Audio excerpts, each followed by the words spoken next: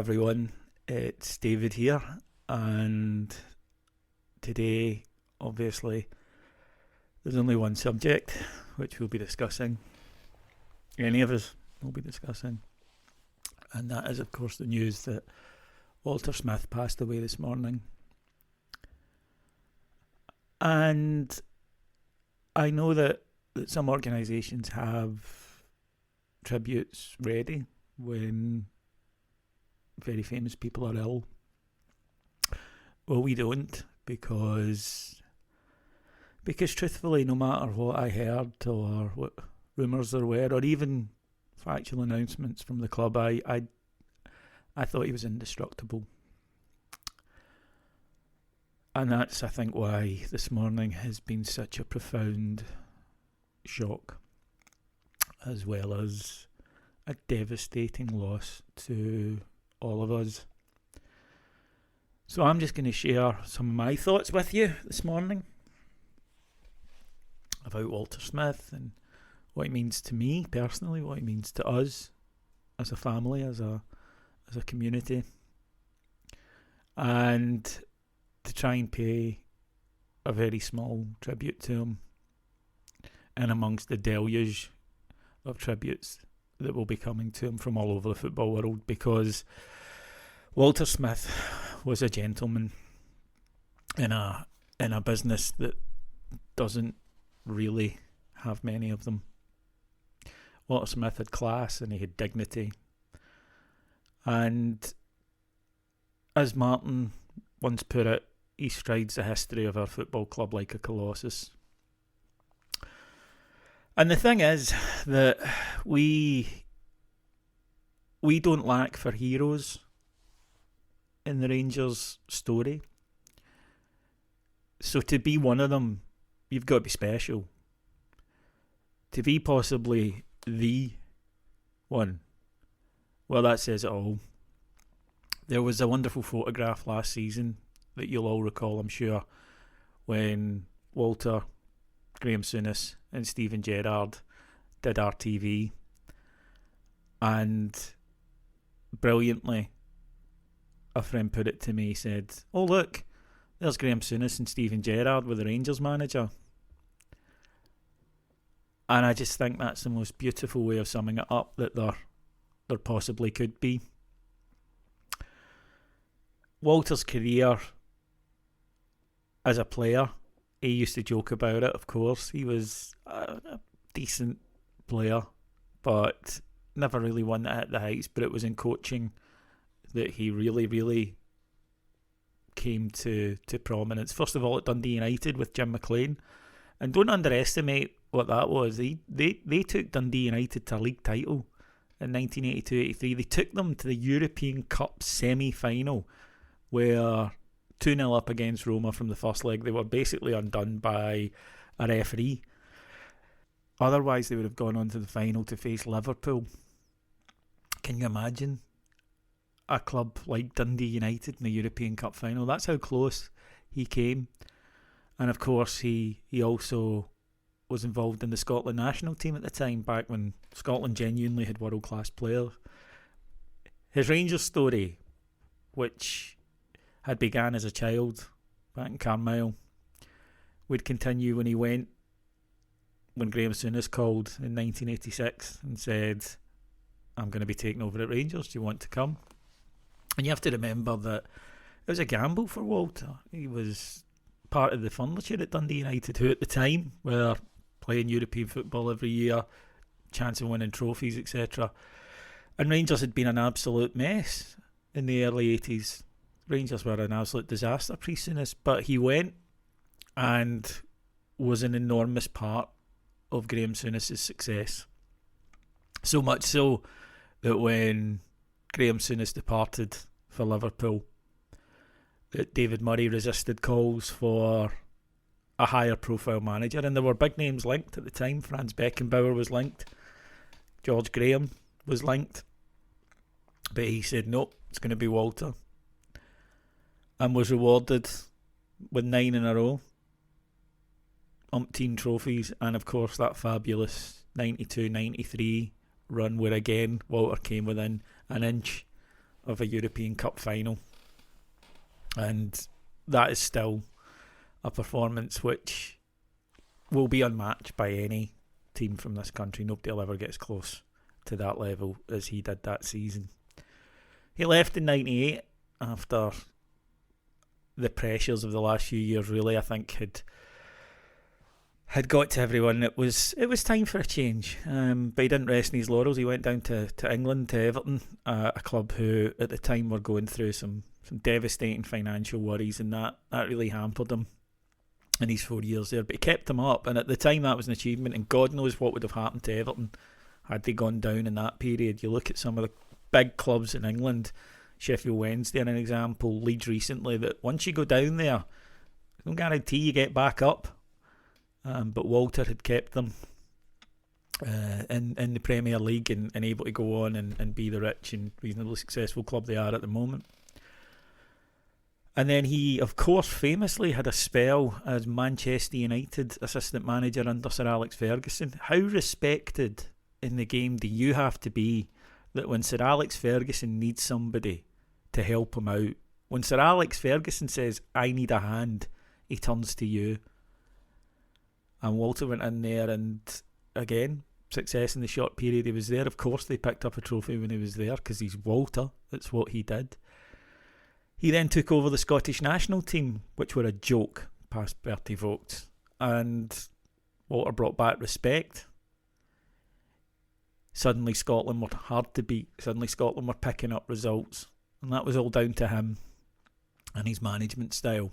And he brought in Ali McCoist as a coach, and that would have an effect because after the Paul Le Guen era ended in utter disaster, with the club a joke, with players in open revolt, with the manager desperate to get away, with results appalling, Walter was brought in January 2007 and then launched on the most insane, spectacular run that when history judges, and we are coming up to the very final episode of When Walter Returned on the network. When history judges this, they will see this for what it is, which is, in my opinion, the greatest managerial performance by a Rangers manager in history, because Celtic were miles and miles ahead of us in terms of finances. Rangers had zero cash to throw about. Rangers went 2 years in this spell without bringing in a player. The bank was controlling every penny that went out of the club. There were shenanigans going on in the boardroom as Murray tried to sell.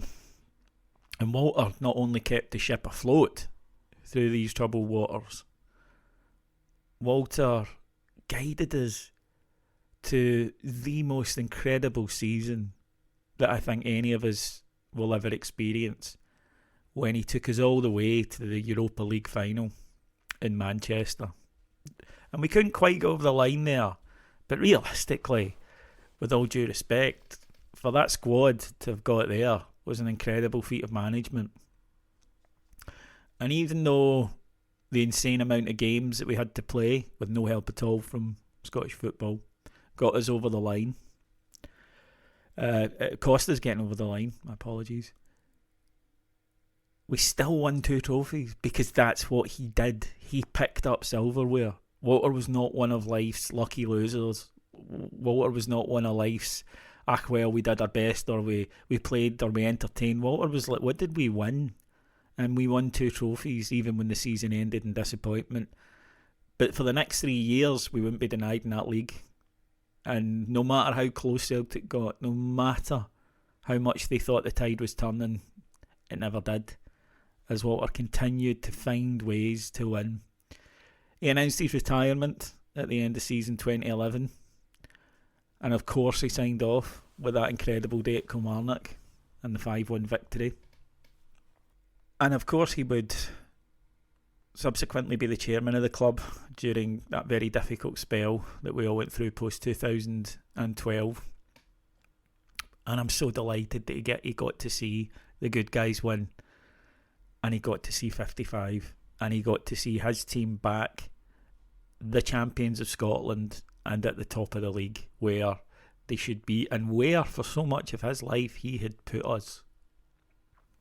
That is something that's bringing a wee bit of joy on a very, very sad day indeed. I met Walter several times, through the RST, and he wasn't happy with me at the time. And my God, did you feel it when Walter Smith wasn't happy with you? But he never held a grudge or was nasty or anything towards me, and I subsequently had dealings with him, and he was always really nice. In fact, he would joke about it.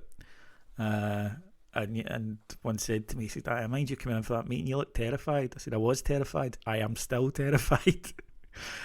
Because Walter could be terrifying. He was avuncular when he needed to be, but he was one of these guys that when he walked into a room, you instantly thought, "I am not messing with him," because he carried that air of, I don't know what the word is, but just instant respect he would command off you. And you just knew that you were dealing with a man. And you could take him at his word. He didn't double deal. He would be honest with you. And he would move on. And he also listened. That was one thing that struck me about the first time I met him. In the middle of the We Deserve Better campaign, in inverted commas, which it wasn't. But he listened to us. He took our point of view on board, and he conceded a few things. At the end of the day, he still, told us what he thought. But we left that meeting really happy, with warm handshakes and resolved to what he was doing, with a new understanding of what he was doing. That's the impact he had on people. He didn't shout and bawl and bully. He just totally got you on board. You speak to any player that played under him, and I don't think it's too strong a word to just say adoration. The respect they have for him is total. It's just absolutely total. And I'm not sure you can learn that. I think you either possess that or you don't. I think that some of us are commanders and some of us are followers, and he was a commander. And the people who did follow him followed him willingly, and would have followed him through a brick wall that was on fire if he asked them to. In fact, he wouldn't even have needed to ask them. He would just have done it if they thought that he needed them. And over the years, any time I saw him, I was still sweating and trying not to say the wrong thing, because that's how much I respected him. That's how much I know all of you respected him. And he was nothing but incredibly kind. He'd ask after your family. My dad used to work with his sister, so he would always ask after my dad. And see, when celebrities, inverted commas, die, I'll admit that sometimes I see the outpouring and I go, I don't understand it. You didn't, he wasn't a family member or whatever. Well, I'll never say that again, because I'm devastated. I'm absolutely heartbroken. And I know all of you are. Our heart is broken today. We'll never have another Walter Smith. We never will. Our club will never have one. You don't get that lucky twice. And I think I'm just grateful that we got one.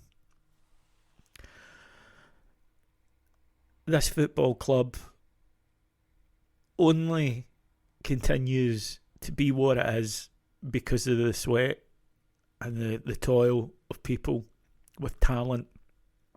Because I could try it and it wouldn't be a success, and you could try it and we'd work really hard, but we wouldn't do what he did. We couldn't do what he did because we just didn't have the ability to do what he did. There are so many great names in the Rangers history. There's so many heroes. There are heroes right now at Rangers, but there is a pantheon that's that level above it. There is that Mount Rushmore. There is that heavenly tier that it's almost impossible to get into. And he's in it. And he will look down on our club throughout the future. And will continue to do it the way that he showed us all how to do it, which is that you carry yourself with pride, you carry yourself with dignity, you behave the way that you want to behave, and you don't let other people influence that. Doesn't matter what they do, that you will go the right way, because that's what you do, that's what we do. Because there's a certain way that a Ranger should behave, there's a certain way that a Ranger should conduct him or herself, and we get that from him. When he first came back, that Dundee United game all those years ago, I remember young Stuart McCall, our podder, God, he could only have been a teenager back then, and he turned around to me during the game and he went, "You just feel safe with Walter standing there, don't you?" And it was his first game with Walter in charge. He hadn't been about in that first period, he wasn't old enough. And I thought, that is exactly it. You just feel safe when Walter's there. And you just felt that there couldn't be anybody who knew us better and knew why we were there and what we wanted better, and more importantly was more able to deliver it than Walter Smith. And he was so humble, and he was so normal and so real and so passionate about this club, so passionate about this football club. There will be talk about tributes over the next few days. The minimum for me would be a stand named in his honour, the minimum.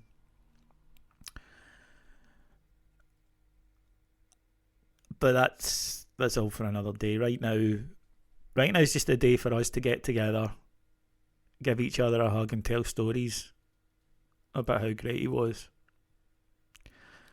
And then we'll talk about how we can display his legacy. But his legacy is there forever. It will never ever go away. It will never ever go away. As long as that football club continues, then his name will live forever.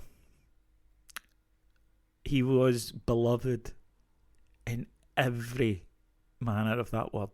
Every single aspect of that word. He was beloved. He was respected by people who normally don't have a good word to say about us, because he had class. He had class when he won. He had class in the rare times that he lost. And in that sense, he was also a teacher, because he showed the rest of us. Walter showed us that you don't lie down when things are tough. You get up and you keep fighting. And he did that with his illness. And he came through things that I'm not sure other people would have. And again, he did it, and he kept his dignity. Because I don't think that there's a force on this earth that could have robbed him of that. I really don't. So I'm devastated. I personally, I feel sad for us. I feel absolutely heartbroken for his family. Absolutely heartbroken for his family.